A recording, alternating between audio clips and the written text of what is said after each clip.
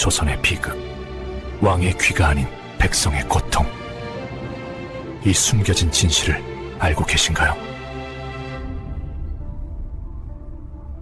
임금님 귀는 당나귀 귀라는 옛이야기 우리 모두 한 번쯤 들어보셨을 겁니다. 아무리 감추려 해도 결국 드러나게 되는 비밀에 대한 교훈을 담고 있죠. 그런데 만약 조선시대 백성들의 가장 깊은 고통이 우리가 흔히 생각하는 왕이나 권력자의 횡포가 아닌 바로 이것에서 비롯되었다면 믿으시겠습니까? 겉으로는 백성을 위하는 숭고한 명분을 내세웠지만 실제로는 백성들의 삶을 서서히 그리고 잔인하게 갉아먹었던 조선의 세금 제도, 바로 그 숨겨진 진실에 대한 이야기입니다. 과연 어떤 비밀이 왕의 귀가 아닌 백성의 고통 속에 감춰져 있었을까요?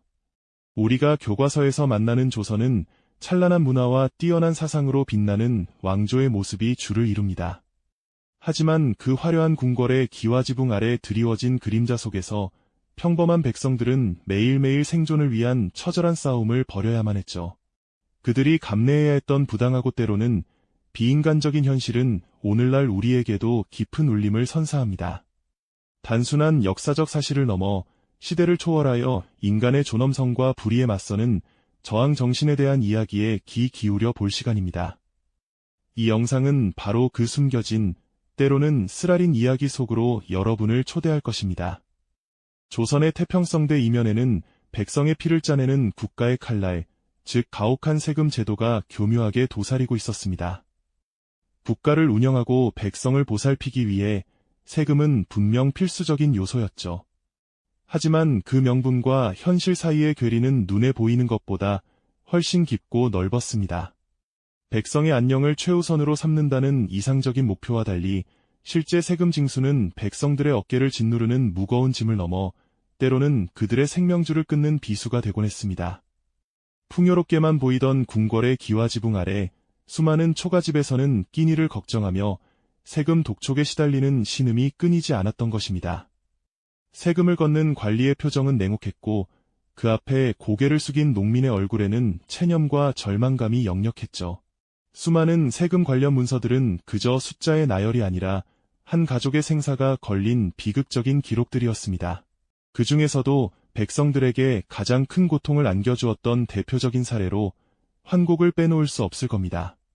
환곡은 원래 춘궁기, 즉 봄철 보릿고개 때 백성들이 굶주리지 않도록 국가에서 곡식을 빌려주었다가 가을에 추수하면 이자를 붙여 되갚게 하는 백성을 위한 구휼미 제도였습니다. 얼마나 따뜻하고 아름다운 제도였을까요? 하지만 안타깝게도 이 선한 의도의 제도는 시간이 흐르면서 백성을 위한 구휼미가 아닌 탐관오리들의 배를 불리는 지옥의 덫으로 변질되고 말았습니다. 탐욕스러운 관리들은 춘궁기가 아니더라도 백성들에게 강제로 곡식을 대여하고 터무니없는 고리대를 붙여 악랄하게 수탈하기 시작했습니다. 심지어 창고에 오랫동안 쌓여 썩어버린 곡식을 억지로 빌려주면서 멀쩡하고 좋은 곡식 값으로 갚으라고 강요하는 일도 비일비재했죠. 굶주림에 지친 농민이 어렵게 받은 곡식이 이미 역한 냄새를 풍기며 썩어 문드러진 상태였을 때 그들의 심정은 과연 어떠했을까요? 망연자실한 채 썩은 곡식을 바라보는 농민의 모습은 당시 백성들의 무력감과 절망을 고스란히 보여줍니다. 아전들은 장부를 교묘하게 조작하여 없는 빚을 만들어내거나 이미 갚은 빚도 갚지 않은 것으로 기록하며 백성들을 끝없는 빚의 굴레로 몰아넣었습니다. 혹독한 추수기가 되어도 빚 독촉에 시달리는 농가에서는 한숨과 절망만이 가득했죠. 원래 백성을 돕기 위했던 환곡이 오히려 백성의 삶을 파괴하는 가장 큰 원인이 되었다는 사실은 참으로 비극적입니다. 이러한 환곡의 변질은 백성들에게 깊은 분노와 좌절감을 안겨주었습니다. 그들은 국가의 보호를 받아야 할 존재였지만 오히려 국가라는 이름 아래 탐관오리들의 수탈에 무방비로 노출될 수밖에 없었던 것이죠. 한숨과 절망 속에서 그들은 과연 어떤 선택을 할 수 있었을까요? 이처럼 백성의 고통은 끝없이 이어졌고 결국 다른 세금 제도들 또한 백성들의 삶을 옥죄는 형태로 변질되어 갔습니다. 다음 이야기에서는 이러한 부당함에 맞서 백성들의 삶을 조금이나마 더 나은 방향으로 이끌고자 했던 개혁의 시도와 그 좌절에 대해 자세히 살펴보겠습니다. 네, 그렇게 백성을 돕기는커녕 오히려 고통을 안겨주었던 세금 제도의 굴레 속에서 누군가는 이 악순환을 끊어내고자 고뇌하고 있었을 겁니다. 지켜보는 것만으로는 더 이상 희망을 찾을 수 없다는 절박함 속에서 마침내 하나의 개혁이 조심스럽게 고개를 들었으니 바로 대동법 이야기입니다. 하지만 이 대동법이 등장하기까지는 먼저 또 다른 백성의 짐, 공납이라는 제도를 이해해야 하죠. 공납은 말 그대로 각 지역의 특산물을 나라에 바치는 세금 방식이었습니다. 예를 들어 어떤 고을에서는 사과를, 또 다른 고을에서는 꿀을, 혹은 비단이나 종이를 바치는 식이었죠. 얼핏 들으면 각 지역의 특성을 살린 합리적인 제도처럼 보이지만 현실은 전혀 달랐습니다. 백성들은 자신들이 직접 생산하지 않는 물품까지도 공납으로 바쳐야 하는 경우가 허다했으니까요. 만약 해당 지역에서 나지 않는 물품이 공납으로 지정되면 어떻게 되었을까요? 백성들은 그 물품을 구하기 위해 멀리까지 가서 비싼 값에 사오거나 심지어는 박납인이라 불리는 중간 상인들에게 엄청난 수수료를 주고 대신 바치게 했습니다. 이 박납인들은 관청과 결탁하여 백성들이 직접 공물을 바치는 것을 막고 자신들을 통해서만 물품을 바치도록 강제했죠. 백성들은 원래 가격의 수십 배, 심지어 수백 배에 달하는 돈을 주고 공물을 바쳐야 했으니 그야말로 등골이 휘는 고통이었습니다. 이러한 공납의 폐단은 백성들에게 환곡 못지않은 큰 짐이었습니다. 가뜩이나 춘궁기에 썩은 곡식을 받고 빚더미에 앉았던 백성들은 이제는 없는 물건을 비싼 값에 구해 바쳐야 하는 이중고에 시달리게 된 것이죠. 나라에서는 백성을 위한답시고 세금을 거두었지만 그 과정에서 탐관오리와 중간 상인들의 배만 불리는 기형적인 구조가 고착화되고 말았습니다. 이런 상황을 더 이상 두고 볼 수만은 없었을 겁니다. 그래서 등장한 것이 바로 대동법이었습니다. 대동법은 복잡하고 불합리했던 공납 대신 토지 결수에 따라 쌀이나 포목 또는 동전으로 세금을 통일하여 내게 하는 획기적인 개혁안이었습니다. 백성들에게는 가뭄 끝에 단비 같은 소식이었겠죠. 이제 더 이상 구하기 힘든 특산물을 찾아 헤매거나 박납인들의 폭리에 시달릴 필요가 없어졌으니까요. 특히 토지 소유가 적거나 아예 없는 백성들은 대동법 시행으로 세금 부담이 크게 줄어들 것이라는 희망에 부풀었습니다. 이 제도가 전국적으로 시행된다면 조선 백성들의 삶이 한결 나아질 것이라는 기대감이 커졌던 것이죠. 하지만 안타깝게도 개혁의 이상은 언제나 현실의 높은 벽에 부딪히기 마련입니다. 대동법은 백성들에게는 희망이었지만 기득권층에게는 자신들의 이권을 빼앗기는 위협적인 존재였습니다. 박납을 통해 막대한 이득을 취하던 상인들은 물론 세금을 적게 내거나 아예 내지 않던 대토지 소유주인 양반들은 대동법 시행에 격렬하게 반대했습니다. 그들은 대동법이 시행되면 나라의 재정이 흔들리고 백성들이 오히려 더 큰 혼란에 빠질 것이라는 논리를 내세우며 자신들의 탐욕을 교묘하게 감추려 했습니다. 수많은 대신들이 대동법 시행을 반대하며 임금에게 상소를 올렸고 조정에서는 대동법을 둘러싼 찬반 논쟁이 끊이지 않았습니다. 마치 거대한 바위에 계란을 던지는 것처럼 개혁을 추진하려는 이들의 노력은 매번 좌절의 문턱에 서야 했죠. 결국 대동법은 광해군 때 처음 제안되어 일부 지역에서 시범적으로 시행되었지만 전국적으로 확대되기까지 무려 100년이라는 실로 오랜 시간이 걸렸습니다. 한 세기 동안 수많은 왕과 신하들이 이 개혁을 위해 애썼지만 기득권의 뿌리 깊은 저항은 쉽게 꺾이지 않았습니다. 대동법이 비로소 전국적으로 시행되었을 때는 이미 수많은 백성이 그 혜택을 보지 못한 채 고통 속에서 생을 마감한 후였을지도 모릅니다. 개혁의 이상이 현실의 벽에 부딪혀 얼마나 지난한 과정을 거쳐야 하는지 대동법은 우리에게 뼈아픈 역사의 교훈을 던져주는 것이죠. 하지만 대동법이 전국적으로 시행된 이후에도 백성들의 삶은 여전히 고단했습니다. 하나의 짐이 덜어졌다고 해서 모든 문제가 해결되는 것은 아니었으니까요. 오히려 또 다른 세금 제도들이 백성을 옥죄는 새로운 방식으로 변질되면서 백성들의 고통은 끝없이 이어졌습니다. 특히 전정, 군정, 그리고 앞서 말씀드렸던 환곡이라는 삼정의 문란은 극에 달하며 백성들의 인내심을 한계까지 몰아붙였죠. 과연 백성들은 이 부당함에 어떻게 맞섰을까요? 대동법 시행 이후에도 백성들의 짐은 여전히 무거웠습니다. 하나의 짐이 덜어졌다고 해서 모든 문제가 해결되는 것은 아니었으니까요. 오히려 또 다른 세금 제도들이 백성을 옥죄는 새로운 방식으로 변질되면서 백성들의 고통은 끝없이 이어졌습니다. 특히 전정, 군정, 그리고 앞서 말씀드렸던 환곡이라는 삼정의 문란은 극에 달하며 백성들의 인내심을 한계까지 몰아붙였죠. 과연 백성들은 이 부당함에 어떻게 맞섰을까요? 이처럼 백성을 세 겹으로 옥죄던 삼정의 문란은 가히 인내심의 한계를 시험하는 수준이었습니다. 삼정, 즉 전정, 전정, 군정, 군정, 환곡, 환곡은 원래 국가를 유지하고 백성의 삶을 돕기 위한 중요한 제도였지만 시간이 흐르며 탐관오리들의 배를 불리는 수단으로 끔찍하게 변질되었죠. 먼저 전정부터 살펴볼까요? 전정은 말 그대로 땅에 부과하는 세금이었는데요. 문제는 황무지나 이미 황폐해져 경작할 수 없는 땅에까지 세금을 매기는 일이 비일비재했다는 겁니다. 심지어 죽은 사람 명의의 땅에 세금을 부과하거나 한 토지에 두세 번씩 세금을 걷는 이중 장부 조작도 서슴지 않았죠. 백성들이 아무리 애써도 갚을 수 없는 빚더미에 앉게 만드는 악랄한 수법이었습니다. 농사 지어봐야 세금으로 다 빼앗기니 백성들은 그저 망연자실할 수밖에 없었겠죠. 다음은 군정입니다. 군정은 성인 남성에게 부과되던 군포, 즉 군역 대신 내는 세금이었죠. 하지만 이 또한 백성을 고통으로 몰아넣는 지경에 이르렀습니다. 갓난아기에게까지 군포를 물리는 황구첨정이나 이미 세상을 떠난 사람에게 군포를 부과하는 백골징포는 상상조차 하기 힘든 잔혹한 현실이었습니다. 마을 전체에 군포를 강제로 할당하는 족징이나 이웃에게까지 책임을 전가하는 인징 같은 악습도 만연했으니 백성들은 숨쉬는 것마저 세금으로 느껴지는 압박감에 시달렸을 겁니다.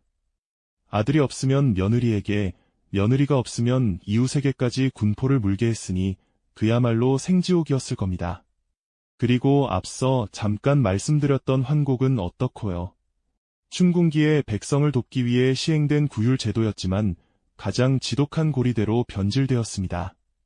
원래는 이자를 받지 않거나 아주 낮은 이자로 곡식을 빌려주는 것이 원칙이었지만 탐관오리들은 멀쩡한 곡식을 썩은 곡식으로 바꿔치기 하고 강제로 빌려준 뒤 터무니없는 이자를 붙여 백성들을 파탄으로 몰아넣었죠. 심지어 빌리지도 않은 곡식의 이자를 갚으라고 협박하는 일도 흔했다니 백성들에게 환곡은 더 이상 구원의 손길이 아니라 숨통을 조이는 저승사자와 같았을 겁니다. 이처럼 삼정의 문란은 조선 후기 백성들의 삶을 뿌리째 흔들어 놓았습니다. 더 이상 참을 수 없는 고통과 분노는 결국 거대한 불길이 되어 타올랐죠. 그 불길은 1862년 임술농민봉기라는 이름으로 전국을 뒤흔들었습니다. 진주에서 시작된 이 봉기는 탐관오리들의 가혹한 수탈에 맞서 백성들이 스스로 낙과 죽창을 들고 일어선 저항의 역사입니다. 관할을 습격하고 부당한 세금 장부를 불태우며 탐관오리들을 응징하려 했던 그들의 절규는 단순한 폭동이 아니었습니다. 이는 인간으로서 최소한의 존엄성을 지키고자 했던 처절한 몸부림이었을 겁니다. 굶주림과 착취에 시달리던 평범한 농민들이 과연 무엇을 위해 목숨을 걸고 봉기했을까요? 아마도 그들은 더 이상 잃을 것이 없었을 겁니다. 자식들에게 최소한의 인간다운 삶을 물려주고 싶었고 자신들의 고통스러운 현실을 세상에 알리고 싶었을 겁니다. 무력감과 절망 속에서 피어난 이들의 결집된 분노는 개인의 고통이 시스템의 모순과 부딪혔을 때 얼마나 강력한 저항으로 폭발할 수 있는지를 여실히 보여줍니다. 그들은 불의에 맞선 인간의 존엄성을 온몸으로 증명해 보인 겁니다. 이러한 밀란의 역사를 마주할 때마다 우리는 스스로에게 질문을 던지게 됩니다. 만약 내가 그 시대의 백성이었다면 과연 저 상황에서 무엇을 할 수 있었을까? 이는 단순히 과거의 이야기가 아니라 권력과 민중의 관계, 시스템의 공정성, 그리고 부당함에 맞서는 용기라는 보편적인 메시지를 담고 있는 것이죠. 역사는 결코 똑같이 반복되지 않지만 그 교훈은 언제나 현재 진행형으로 우리에게 말을 걸고 있습니다. 우리가 살아가는 사회의 시스템은 과연 공정한지, 개인은 부당함 앞에서 어떤 역할을 해야 하는지, 오늘날에도 여전히 유효한 질문들을 던져주고 있습니다. 그렇다면 이러한 백성들의 처절한 저항은 과연 조선 사회에 어떤 변화를 가져왔을까요? 혹은 또 다른 혼란을 야기했을까요? 다음 이야기에서는 이러한 저항들이 만들어낸 시대적 흐름과 그 파장에 대해 더 깊이 살펴볼까요? 네, 지난 회차에서 던졌던 질문처럼 조선 백성들의 처절한 저항은 과연 어떤 파장을 불러왔을까요? 골마 터진 상처를 더 이상 외면할 수 없게 된 순간 그들은 결국 스스로 칼을 들었습니다. 굶주림과 억압이 일상이 되어버린 삶, 더는 물러설 곳 없는 벼랑 끝에서 사랑하는 가족과 최소한의 인간다운 삶을 지키기 위해 목숨을 건 선택을 할 수밖에 없었던 것이죠. 개인의 절망과 무력감은 점차 마을 공동체 전체의 집단적인 분노로, 그리고 마침내 온 고을을 뒤흔드는 거대한 저항의 물결로 번져나갔습니다. 쇠스랑과 죽창을 든 농민들이 관할을 향해 돌진하고 불의에 맞서 목소리를 높이던 그들의 모습은 단순한 폭동을 넘어선 것이었습니다. 그것은 바로 자신들의 삶을 파괴하는 부당한 시스템에 대한 가장 처절하고도 강력한 항변이었죠. 한 사람의 고통이 모여 거대한 파도로 변하는 순간 우리는 역사의 가장 드라마틱하고도 가슴 아픈 장면을 목격하게 되는 겁니다. 탐관오리의 수탈과 국가 시스템의 모순이 한계에 다다랐을 때 평범한 농민들이 더는 버틸 수 없어 목숨을 걸고 봉기하는 그 순간이야말로 이야기의 정점이었음을 우리는 분명히 기억해야 합니다. 물론 이러한 민중의 봉기는 대개 단기적으로는 진압되거나 때로는 또 다른 혼란을 야기하기도 했습니다만 그 저항은 결코 헛되지 않았습니다. 마치 골마 터진 상처가 비로소 드러나야만 제대로 치료할 수 있듯이 백성들의 피 맺힌 봉기는 조선 사회 곳곳에 만연한 부패와 제도의 허점을 여과 없이 드러냈습니다. 이는 지배층에게 강한 경각심을 일깨우며 더 나아가 시대의 변화를 요구하는 민심의 목소리에 귀 기울여 개혁의 필요성을 절감하게 만드는 중요한 동력이 되었던 것이죠. 비록 그 변화의 과정은 더디고 고통스러웠지만 민중의 목소리가 쌓이고 쌓여 결국 사회 전체를 조금씩 움직이는 거대한 힘이 되었던 것만은 분명한 사실입니다. 조선 후기 일어났던 수많은 밀란들은 단순히 과거의 사건으로 치부할 수 없는 우리에게 깊은 질문을 던지는 역사적인 순간들입니다. 만약 내가 그 시대의 백성이었다면 과연 저 상황에서 무엇을 할 수 있었을까요? 아마 쉽게 답하기 어려운 질문일 겁니다만 불의에 맞서 싸운 그들의 용기와 존엄성은 시대를 초월하여 오늘날 우리에게도 큰 울림을 주고 있지 않습니까? 권력을 가진 자와 민중의 관계, 사회 시스템의 공정성, 그리고 부당함에 직면했을 때 개인이 어떤 태도를 취해야 하는지에 대한 보편적인 메시지를 담고 있는 것이죠. 역사는 결코 똑같이 반복되지 않는다고들 합니다. 하지만 역사가 우리에게 주는 교훈은 언제나 현재 진행형으로 우리 곁에 머물며 끊임없이 말을 걸어오고 있습니다. 우리가 살아가는 이 시대의 사회 시스템은 과연 모두에게 공정할까요? 개인은 부당함 앞에서 어떤 역할을 해야 할까요? 오늘날에도 여전히 유효한 이 질문들은 조선시대 민중의 처절한 저항이 우리에게 남긴 가장 큰 유산이 아닐까 싶습니다. 그들의 이야기는 단순한 과거의 기록이 아니라 더 나은 세상을 향한 인류의 끊임없는 열망과 노력을 보여주는 거울과도 같은 존재니까요. 이처럼 조선시대 백성들의 삶과 저항의 역사를 통해 우리는 오늘날 우리 사회를 되돌아보는 귀한 시간을 가졌습니다. 그들의 고통과 용기가 만들어낸 역사의 파동은 시대를 넘어 지금 이 순간에도 우리에게 정의와 연대의 중요성을 되새기게 합니다. 이 이야기가 여러분의 마음속에 깊은 생각의 씨앗을 심어줄 수 있었기를 진심으로 바랍니다. 이 영상이 도움이 되셨다면 좋아요와 구독 부탁드립니다. 여러분의 응원이 제게 큰 힘이 됩니다. 다음 영상에서도 더 유용한 정보를 공유하겠습니다. 감사합니다.